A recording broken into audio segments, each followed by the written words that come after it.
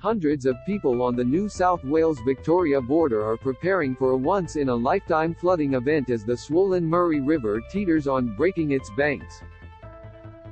Border communities have been rallying together to build the 3-kilometre-long and 2-metre-high levee designed to protect thousands of homes from flooding when the Murray River peaks later this week.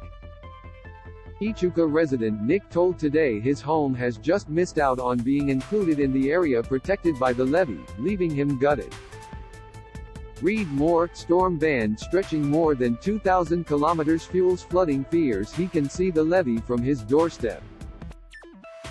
To get the news that the Shire were putting a levee bank in was great, but to find out they were sacrificing us was totally gutting us, to be honest, he said. Nick sandbagged his home on Sunday while his wife and children were out sandbagging in other parts of the community. If we'd have left it till yesterday, we'd have got no sandbags because the bank went up yesterday. It is devastating, he said. My wife and kids sandbagged all weekend for the community. We're a pretty tight-knit community here in Echuca, so they spent all weekend helping the rest of the community, and then the Shire went and put that bank up, and basically we feel like we're not part of the community anymore. We're not worth saving. It hurts, really hurts. Read more. SES sends 125,000 sandbags to town as floodwaters rise. Nick said he and his family would stay in their home until the water arrived, when they would leave in their boat. We're just riding the roller coaster. We're just waiting for the water. It's coming, we're going to get it, it's just a matter of when now, he said. Nick has said residents were given zero say about who was to be protected by a town meeting, which was attended by 300 to 400 people. They took 5 questions after they told us the devastating news. 2 of those questions were answered with, "I can't answer that.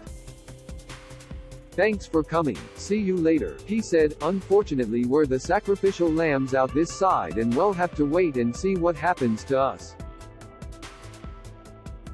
Read more. Victorians impacted by floodwaters eligible for emergency payments at today's town meeting in Echuca. Officials said the choice of levee position was the best choice at the time. Even Year 12 students swapped muck-up day celebrations to sandbag the Echuca village.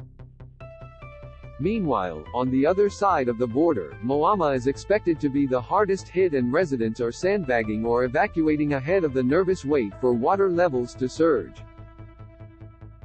The worst of the flooding is predicted for Friday or Saturday.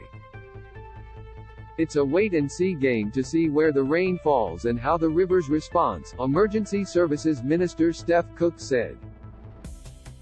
A 300-strong team of SES volunteers is mobilizing to help evacuate people and protect properties, along with over 100 Defense Force personnel.